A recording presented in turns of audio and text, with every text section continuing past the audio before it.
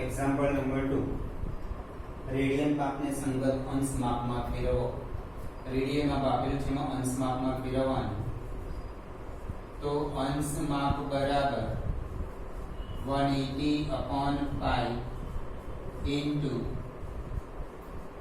Radian માપ 180 upon pi into 5 pi by 3 pi cancel 60 is equal to 300 degree. And now fourth example 7 pi by 6 अंश माप बराबर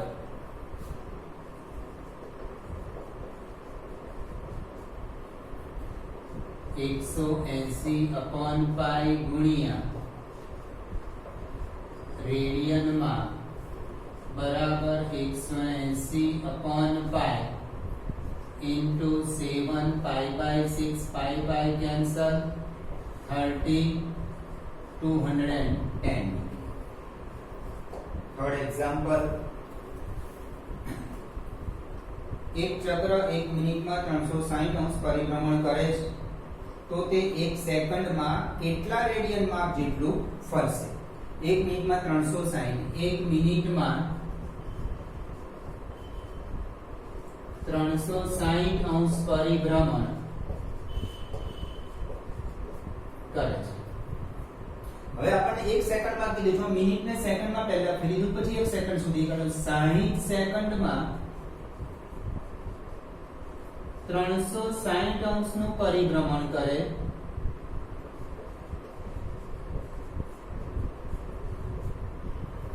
तो 1 second में 360 upon 60 is equal to 6 अंश परिभ्रमण करे 6 परिभ्रमण पूर्ण करे 60 सेकंड 1 मिनिट आपેલી મિનિટ 2 સેકન્ડ માં 60 સેકન્ડ માં 360 अंश નું પરિભ્રમણ કરે તો 1 સેકન્ડ માં કેટલું એક પરિભ્રમણ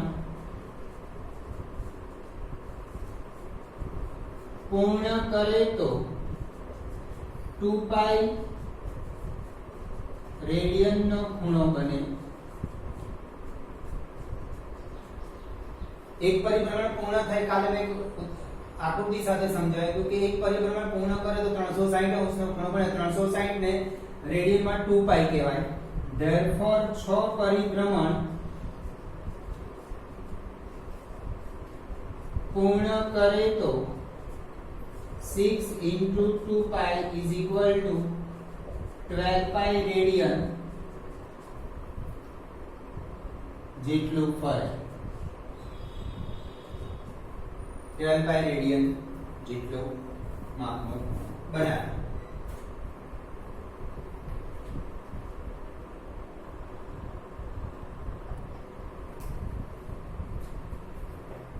ચોથો એક્ઝામ્પલ 100 સેમી ત્રિજ્યાવાળા વર્તુળના ચાપની લંબાઈ 22 સેમી હોય તો તેણે કેન્દ્ર આગળ બનાવેલા ખૂણાનું અંશ માપ શોધો પાઈ 22 upon 7 r 100 સેમી 100 સેમી ત્રિજ્યા ચાપની લંબાઈ l 22 સેમી હવે કેન્દ્ર આગળ આંતરેલા ખૂણાનું માપ केंद्र આગળ આંતરેલા ખૂણાનું માપનું સૂત્ર આવે θ l upon r θ l upon r radian is equal to 22 upon 100 radian is equal to 11 upon 50 radian 2 cancel થઈ ગયા હવે આ રેડિયન ને આપણે अंश मापમાં કારણ કે આપણે કેન્દ્ર આગળ આંતરેલો ખૂણો અંશ માપમાં કીધું છે તો અંશ માપ બરાબર 180 upon 5 pi into રેડિયન માપ 180 upon 22 upon 7 is equal to 11 upon 50 18 into 11 into 7 upon 22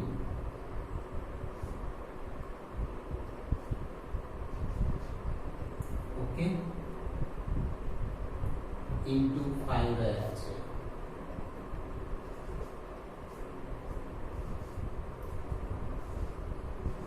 (63/5 degree. હવે આને કેલ્ક્યુલેટર થી ગણતરી કરીએ તો 63/5 is equal to 12 ડિગ્રી એટલે 12.6 આવશે. એટલે 12 ડિગ્રી માઈનસ 12 કરો કેલ્ક્યુલેટરમાં એટલે 0.6 રહેશે. -12 એને ઇન્ટુ 60 કરી દો એટલે 36 મિનિટ અને 60 વડે ગુણી કાઢવાના એટલે 36 મિનિટ આવશે. આગળ સેકન્ડ નહીં આવે.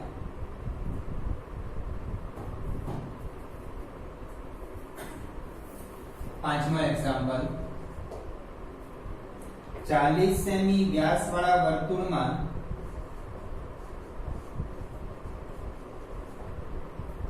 જીવાની લંબાઈ 20 સેમી છે. જીવાને સંગત લઘુચાપનું માપ શોધો.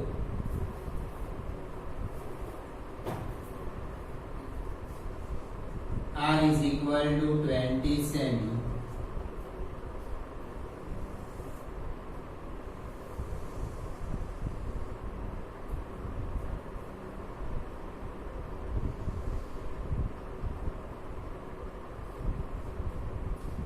કેન્દ્ર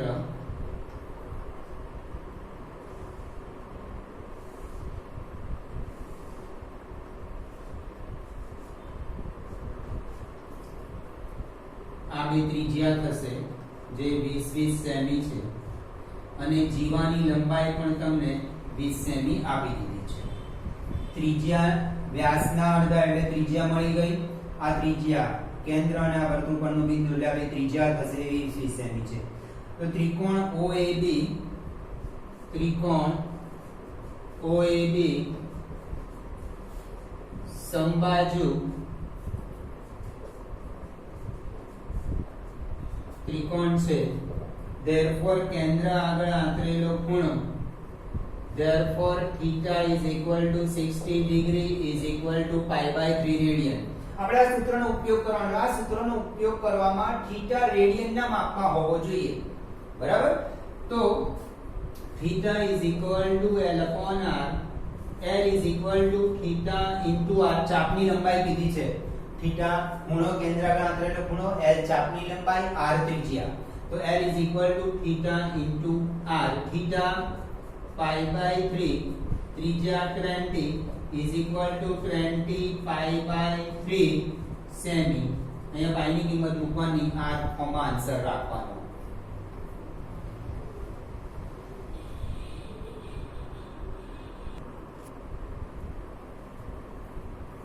છઠ્ઠો એક્ઝામ્પલ જો બે વર્તુળોમાં વર્તુળ 1 અને 2 સમાન લંબાઈના ચાપની લંબાઈ સમાન છે. હું L ચાપની લંબાઈ કહી દઉં છું. કેન્દ્ર આગળ 60 અંશ અને 75 અંશના ખૂણા બનાવે. કેન્દ્ર આગળ ખૂણા 60 અંશ અને 75 અંશના બનાવે તો તેમની ત્રિજ્યાના ગુણોત્તર શોધો. તેમની ત્રિજ્યાઓનો ગુણોત્તર શોધો એટલે કે R1/R2 શોધવાના છે. આપણે આ સૂત્રનો ઉપયોગ કરીશું. આ સૂત્રનો ઉપયોગ કરવા માટે ચાપની લંબાઈ તો સમાન જ કીધું છે. મેં L1 આ પણ L લીધા, આ પણ L લીધા. વર્તુળ 1 માટે પણ ચાપની લંબાઈ અને વર્તુળ 2 માટે પણ ચાપની લંબાઈ L. હવે કેન્દ્ર આગળ આંતરેલા ખૂણા 60 અંશ ને 75 અંશ આ અંશમાં આપ્યું છે. આ સૂત્રનો ઉપયોગ કરવા કેન્દ્ર આગળ આંતરેલો ખૂણો આપણે રેડિયનમાં લેવો પડે. theta is equal to 60. 60 ને આપણે રેડિયનમાં ફેરવવા હોય તો 180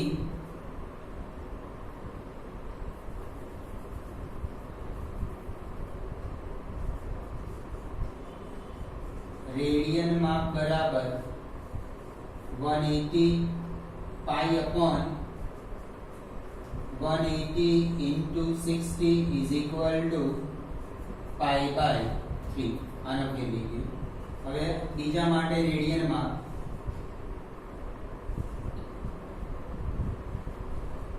રેડિયનમાં pi upon 180 into 75 is equal to આ થશે 36 ઇન્ટુ 5 આ થશે 15 ઇન્ટુ 5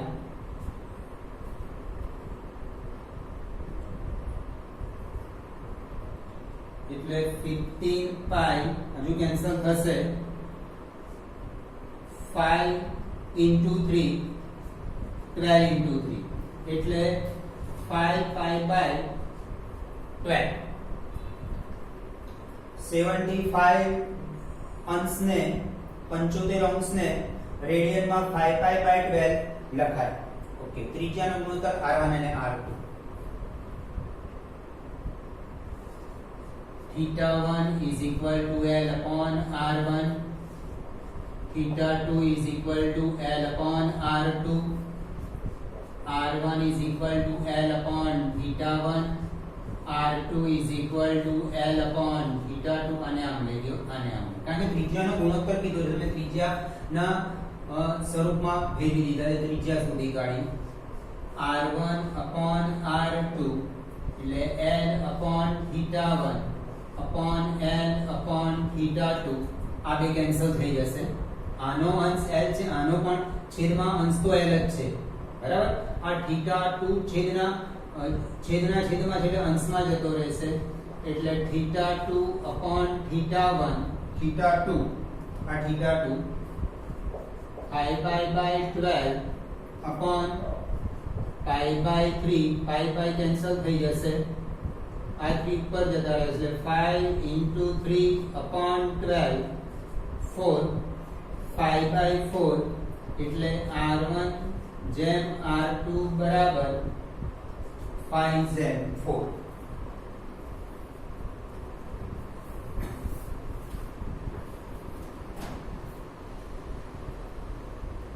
એટલે આ સૂત્રનો આપણે ઉપયોગ કરવાનો હોય ત્યારે થીટા આપણને અંશ માપમાં આપ્યું હોય ત્યારે રેડિયનમાં ફેરવી દેવાનું. રેડિયનમાં ફેરવવા માટે પાઈના છેદમાં 180 ગુણ્યા અંશ માપ, પાઈના છેદમાં 180 ગુણ્યા અંશ માપ છેદ ઉડાડશો એટલે આવશે પાઈ બાય 3 5 બાય 12. હવે આ સૂત્ર આપણે થીટા 1 કારણ કે બે ત્રિજ્યા બે વર્તુળ આપી છે, બે વર્તુળમાં ચાપની લંબાઈ સમાન આપી દે છે મેં L રાખ્યું છે. આ કેન્દ્ર આગળ આંતરેલા ખૂણા થીટા 1 થીટા 2 છે, બે ત્રિજ્યાઓ r1 અને r2 છે. બે ત્રિજ્યાઓનો ગુણોત્તર શોધવાનો છે અને આ સૂત્ર જ આપણે ઉપયોગ કર્યું છે સીધું. અહીંયા L1 L2 નથી લખ્યું કારણ કે L1 અને L2 અને અંદર એવું કીધું કે ચાપની લંબાઈ સમાન છે એટલે મેં L જ રાખ્યું છે. અને ત્રિજ્યાનો ગુણોત્તર ત્રિજ્યાને સૂત્રનો કરતા બનાવી દીધો. આ પણ ત્રિજ્યાનો સૂત્રનો કરતા આ બંનેનો ત્રિજ્યાનો ગુણોત્તર કીધો છે એટલે આનો ભાગાકાર r1 ભાગ્યા r2 એ પ્રમાણે આ બંનેનો ભાગાકાર થાય. L L બંનેના અંશમાં સરખું છે, કેન્સલ, છેદનો છેદ અંશમાં જશે theta 2 upon theta 1.